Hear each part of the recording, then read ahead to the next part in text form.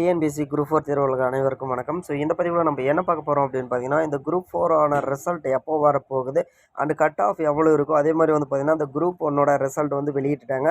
So இது வந்து result 50 நாள் வெளியிட்டுட்டாங்க. மக்களுக்கு நிறைய பேருக்கு வந்து பார்த்தீங்கன்னா, அதாவது குரூப் 4 தேர்வாளர்களுக்கு இதே மாதிரி குரூப் 4 ரிசல்ட்டும் விரைவில் வெளியிடுவாங்களா அப்படின்னு ஒரு டவுட் எல்லாருக்குமே இப்போ வந்துட்டுருக்கு. ஏன்னா டிஎன்பிஎஸ்சி தலைவரை வந்து நியமிச்சிட்டாங்க. நியமித்ததுனால இந்த வேலைகள் எல்லாமே வேகமாக நடக்கும் அப்படின்றதையும் வந்து சொல்லியிருக்காங்க. அப்படின்றதுனால எல்லாருக்குமே அந்த வந்து எதிர்பார்ப்பு இருக்குது. ஸோ அதை பற்றி நம்ம இங்கே தெளிவாக பார்க்குறக்கும்.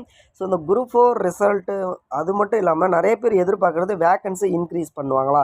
கண்டிப்பாக இந்த வேக்கன்சியை பொறுத்தளவுக்கு இன்க்ரீஸ் பண்ணுறதுக்கான வாய்ப்புகள் அதிகம் அப்படின்னே சொல்லலாம். ஏன்னா 77,000 போஸ்டிங், அதாவது 74,000 சம்திங் போஸ்டிங் பக்கம் வந்து பார்த்திங்கன்னா முதல்வர் வந்து அறிவிப்பு விட்டிருக்காரு.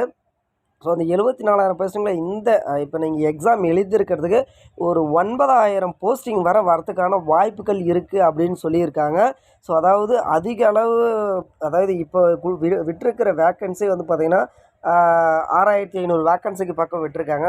ஸோ இது இல்லாமல் ஒரு 1000 வேக்கன்சிக்கு விடுறதுக்கான வாய்ப்புகள் இருக்குது அப்படின்னும் வரத்துக்கு வாய்ப்பு இருக்குது அப்படின்ற மாதிரி வந்து சொல்லியிருக்காங்க. ஸோ இன்னொரு விஷயம் என்ன அப்படின்னு பார்த்தீங்கன்னா, அப்படி இன்கேஸ் விடலை அப்படின்ற பட்சத்தில் இந்த குரூப் 4 ஆனது 2025, அதாவது உடனடியாக வைக்க போகிறாங்க. நிறைய பேருக்கு 2025 குரூப் 4 எக்ஸாம் வருமா அப்படின்றது பெரிய டவுட்டாக இருக்குது. அந்த மாதிரி யாருமே டவுட்டே படாதீங்க.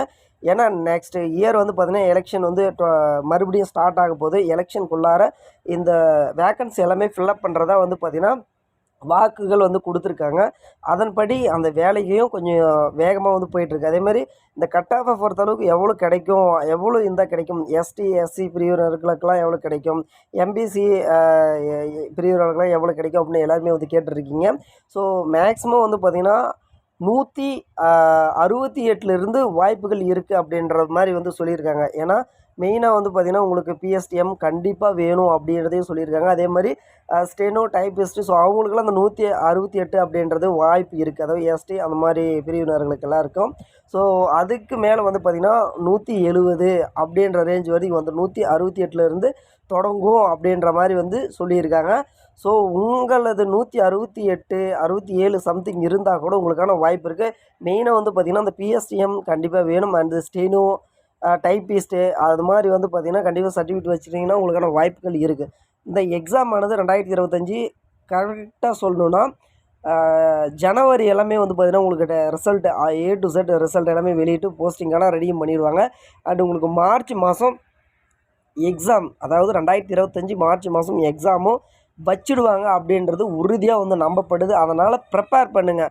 ஸோ டவுட்டு படாதீங்க. ஏன்னா ஆல்ரெடி சொன்னதை தான் நம்ம சொல்கிறோம். ஆல்ரெடி என்ன சொல்லியிருக்காங்க, 74,000 பக்கம் போஸ்டிங் பக்கம் நாங்கள் ஃபில்அப் பண்ணுறோம் அப்படின்றத சொல்லியிருக்காங்க.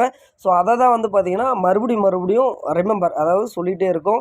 நீங்கள் அதுக்கான தயார் மட்டும் ஆகுங்க. ஏன்னா கடைசி வாய்ப்பு அப்படின்னு நினச்சி படிங்க.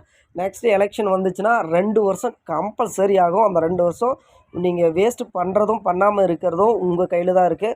ஸோ வேறு ஏதாவது அப்டேட் வந்துச்சுன்னா